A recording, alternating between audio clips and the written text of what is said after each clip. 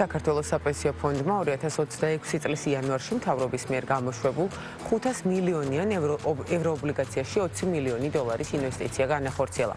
ახალი ფასიანი ქაღალდის საპროცენტო განაკვეთმა 5.1% შეადგინა, მისი ვადიანობა კი 5 წელია.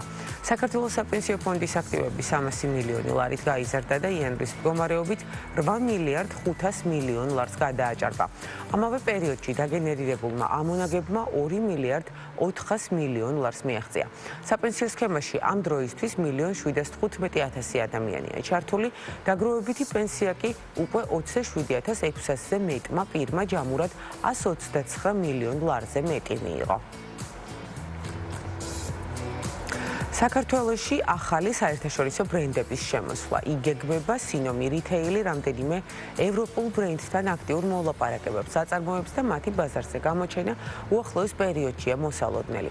კომპანიაში აცხადებენ, რომ პარალელურად მიმდინარეობს არსებული ბრენდების გაფართოებაც და 2026 წელს საქართველოში დამატებით 3 ახალი ფილიალი გაიხსნება. აღსანიშნავია, რომ 2025 წელი კომპანიისთვის რეკორდული იყო და გაყიდვები დაახლოებით 25%-ით გაიზარდა. სინომი რითეილი ამ დროისთვის საქართველოში 19 საერთაშორისო ბრენდით არის წარმოდგენილი და თბილისის მასშტაბით 80-ზე მეტ მაღაზიას ფლობს.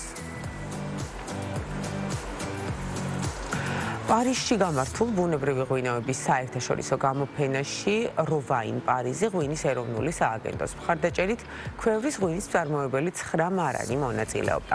როვაინი ერთ-ერთი გამორჩეული საერთაშორისო გამოფენაა, სადაც მაღალი ხარისხის ბუნებრივი, ორგანული და ბიოდინამიური ღვინოების მწარმოებლები ikრიბებიან. გამოფენის ორგანიზატორია ცნობილი ღვინის მაგისტრი საფრანგეთიდან იზაბელ ლეგერონი. წელს პარიზის გამოფენაზე 16 ქვეყნის 200-მდე ბუნებრივი ღვინის მწარმოებელი იყო წარმოდგენილი, მათ შორის მეღვინეობის ტრადიციებით სახელგანთქმული ისეთი ქვეყნები, როგორებიცაა საფრანგეთი, იტალია, ესპანეთი, პორტუგალია და სხვა. ტრადიციულად ქართული ღვინის მიმართ ინტერესი დიდი იყო ღვინის პროფესიონალებისა და ვიზიტორების მხრიდან.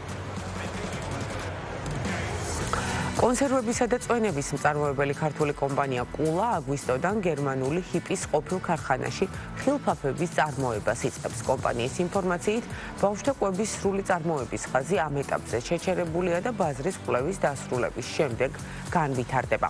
პირველ ეტაპზე საწარმოში ბავშვთა კვებისთვის განკუთვნილი ნახევარფაბრიკატები და ხილფაფები დამზადდება, რომლებიც ბაზარზე კულას სახელით გაიყიდება. კომპანია პროექტის ფარგლებში მომდევნო 4 წლის განმავლობაში დაახლოებით 4 მილიონი დოლარის ინვესტიციის განხორციელებას გეგმავს. ბარტა საუკეთესო წლიური ანგარიშისა და გამჭვირვალობის ჯილდოს ახალი გამარჯვებულები ჰყავს. დაჯილდოება წელს უკვე მე-7-ად გაიმართა წლევანდელ კონკურსში. ჯილდოების 3 ძირითად კატეგორიაში 9 კომპანიას გადაეცა.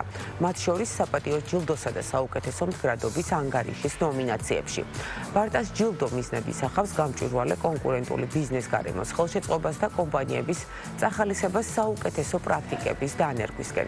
ღონისძიება საქართველოს ეროვნული ბანკის მონაწილეობით, ასევე სოფლიო ბანკისა და საქართველოს ბიზნეს ასოციაციის მხარდაჭერით გაიმართა.